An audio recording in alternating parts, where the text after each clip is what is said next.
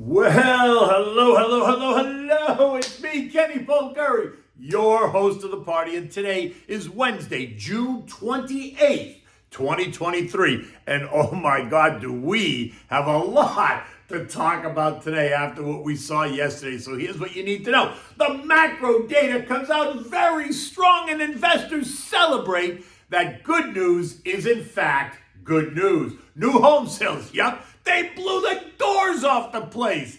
Airlines, cruise ships, hotels, planes, trains, and automobiles lead the way higher. And just think about all the oil that's going to burn.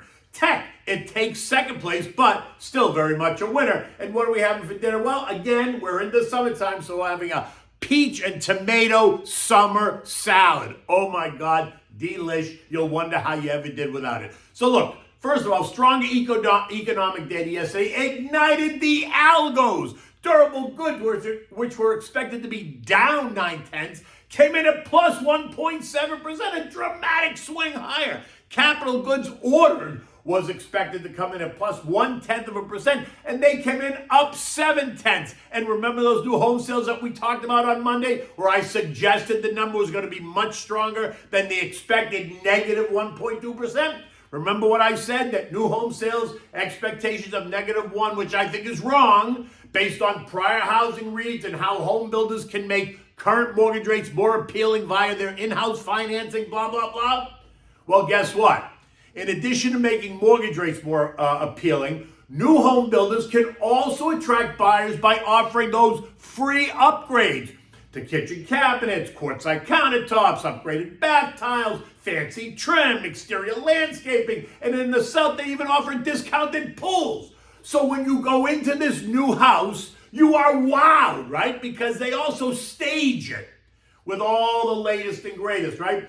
This versus going into an existing home that doesn't have any of these benefits, no upgrades, no fancy trim, old furniture, faded paint jobs, old kitchens, cracked tiles, overgrown landscaping, and of course, higher mortgage rates because the banks aren't buying anything down. And so you ask, how did new home sales come in?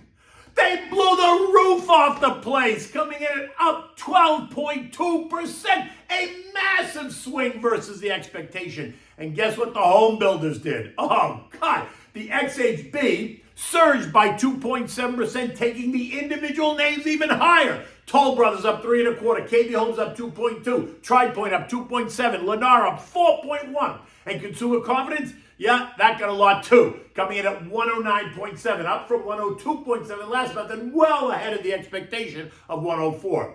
In the end, it's a conundrum. Anyone who expected the rate increases to cause a slowdown has been surprised.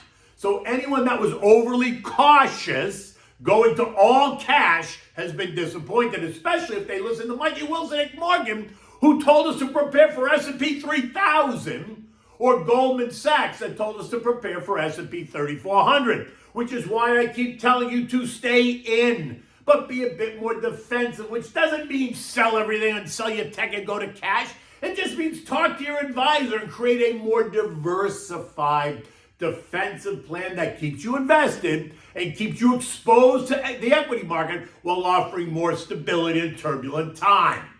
And all this caused the algos to go into a frenzy as investors just can't help themselves, causing another FOMO type of reaction, right? Think of all those investors that had gotten out of the market, and markets surged. The hopeful pullback, which appeared to have begun, came to a sudden halt. And while you're assuming that it was tech that led the frenzy, you would be wrong.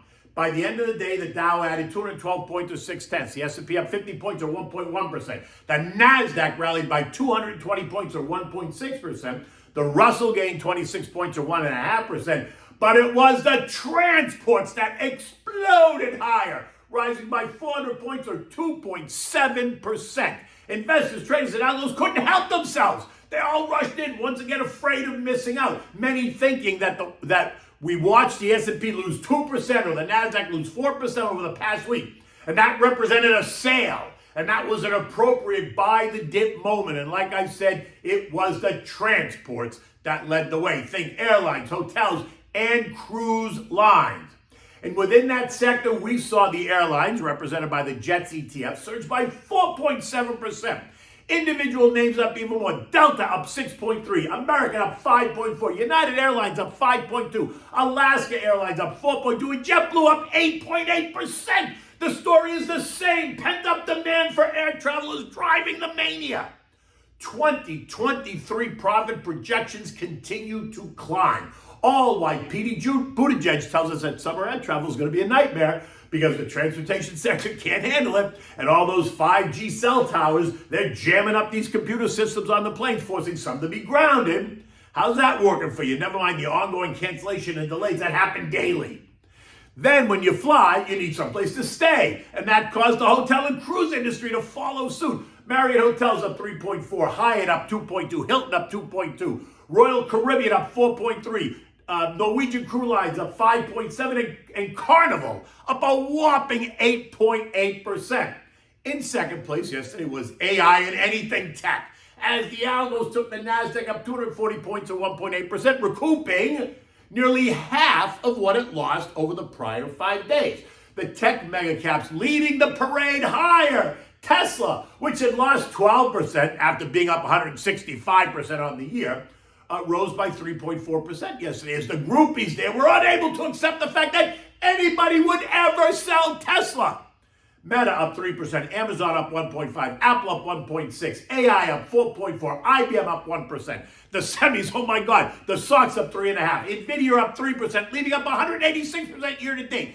AMD, Intel up 3%, cybersecurity up 1.7%. Individual names enjoying the company of buyers. Palo Alto up 3%, Fortinet up 3.8%, Checkpoint up 2%, right? Now, let me remind you, if you don't own any of these or all of these individual names, don't worry. As long as you are well diversified and own one of the broad total market return indexes, then you're good. You're participating. The ITOT, for example, is the iShares S&P Total Market Return ETF. It includes all of these names, and it includes reinvested divvies. That was up 1.2% yesterday. It's up 14.2% year to date, mimicking the S&P, which is up 14% year to date. In the end, though, it was an exciting day. And the excitement comes from the fact that it gets harder and harder to think that we're in for a crash landing. The data doesn't suggest that anymore. And so if you assume we're at the end of the rate hiking cycle or closer to the end, then we're in a place that assumes good news is in fact good news for the economy versus that idea that good news is bad news, right? That has permeated the psyche for years and months now. And that also suggests it could get complicated for JJ and people at the Fed. But no one was paying any attention to that yesterday. Look, the Consumer Confidence Survey is expecting inflation to remain sticky. And that's not good. Well above the 2% target. And that's not good, which might mean we are not as close to the end of rate hikes as the action yesterday suggested. And if you listen to JJ, he's been very clear. It is the stickiness that is making him and other Fed members just a bit uncomfortable. And remember, Loretta, she's been pushing for a 6% terminal rate all along. And that would mean rates rise by another 75 basis points. And just to be clear, ECB President Christine Lagarde remains just as focused because inflation across the zone remains sticky as well. And she has made it clear that the fight is not over.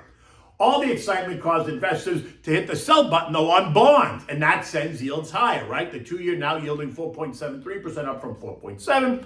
The 10-year's yielding 3.76, up from 3.71. The 3 and 6 month bills are up as well. The 3-month is 3.53%, up from 3.5, and the 6-month is yielding 5.53%. And the 6-month is yielding 5.47%, up from 5.4. In all of this, the dollar index didn't really do anything, though. It is holding at 102.60, hugging and kissing the short-term trend line. Oil continues to churn right here in the high 60s, and this morning it's trading at 68.25 a barrel, right? It's down this morning. Well, it's actually kind of flat, right? Which is very curious to me, considering what happened to the transport sector yesterday. Think about how all that air travel is going to cause demand to surge. I mean, how else are all these planes, trains, buses, and automobiles going to move around the world? The API yesterday reported that crude inventories fell by 2.4 million, which Much more than the expected 1.7 million. And gasoline, yep, those inventories fell by 2.9 million barrels versus the expected decline of 126,000. And that suggests demand as well. So what I'm saying is I'm just surprised we didn't see a larger move up in oil, but it is what it is. In any event, oil remains in that $68, $72 trading range. And gold, as you might expect, did not take the strong macro data very well, because that just means that the Fed is not done yet. And so you can expect higher rates if you're thinking like that. And then that causes a stronger dollar, and that will cause gold to tumble. And in fact, it fell $10 yesterday. It's down another $7 today, trading at $19.17 an ounce. Now, within a hair of the long-term trend line, which is 1896, and it's only a 1% move lower from here. Like I said the other day, I fully expected to test that level, and I expect it to hold. But if it doesn't, then that says something else completely. Think even higher rates than what the market currently expects. U.S. futures this morning are confused. The Dow futures up 25, but the S&Ps are down 6. The Nasdaq's down 65, but the Russell's up 1. All these moves, all the moves that we saw yesterday in the chip and tech stocks, yesterday are coming under pressure this morning as we once again move into that quarter-end trade that I've been talking about all week. European markets are up across the board, all better than up 0.7%. As noted, there is a major global central bank boondoggle taking place in Portugal at this very moment. And ECB President Christine Lagarde reiterated that it's too soon to declare victory on inflation across the zone. Investors are waiting to parse what the other central bankers have to say. And yes, JJ is one of those that will be speaking, and I suspect he's going to say the same, remain hawkish. The S&P ended the day at 4378, up 50 points. That sell-off that I have been hoping for appears to be at bay for now. I'm not chasing tech, and in fact, I'm not buying anything today after that outsized move yesterday. I'm happy to sit back and let it settle in ahead of the Friday end of quarter action. My performance this quarter has been very good. I'm up 16%, so I got nothing to complain about. In the end, stick to the plan. Don't make emotional decisions. Give me a buzz. I'm happy to discuss a plan or putting a plan together for you. I'm always happy to talk to you about it. So feel free to reach out. You can get me on my website and just send me an email. Okay, so what are we having for dinner tonight? It's not dinner. It's a side dish, and you can use it all summer long. Summer peach and tomato salad. Yes, peaches. It is delish. It's another great summer salad, and one that Julie Hyman at Yahoo Finance reminded me of the other day when I was doing an interview with her, right? A conversation on Monday. I went home, I tried it, and yum, yum, yum. A side of roasted pork loin complements this dish exquisitely, right? You can find the link to the interview on my website. You can find it on my Twitter. You can find it on LinkedIn because it's all part of the note that I wrote. Anyway, here's what you need. For the salad ingredients, you need red onion sliced thin. You need ripe peaches, skin on, pitted and cut into wedges. You need beautiful heirloom beefsteak tomatoes, also that you cut into wedges. And you need, the baby yellow cherry tomatoes, right? You want the heirloom tomatoes right off your garden. So go out to your garden and pick the heirloom tomatoes. For the dressing, you need 2 tablespoons of sherry vinegar, 3 teaspoons of olive oil, 2 teaspoons of honey, a 1/4 teaspoon of salt, a 1/4 teaspoon of black pepper, crumbled feta, or you can use block feta and just cut it into pieces. And then you also need fresh basil. Now, begin by tossing all the salad ingredients into a large bowl. Now, don't really toss them. You want to place the peaches and the tomatoes into the bowl. Now, combine all of the dressing ingredients into a bowl and whisk it until it's emulsified. You're going to have more than you need, but you can keep it in the fridge. Don't worry about it. Unless you have a really big peaches and tomato salad, right? Otherwise, whatever you have left over, put it in the fridge. Don't drown it, right? You don't want to drown the salad, but you want to have enough on there that's going to give it the zing, right? When you're ready, you're going to drizzle the dressing over the peaches and tomatoes. You're going to gently turn them to coat. You don't want to bruise them.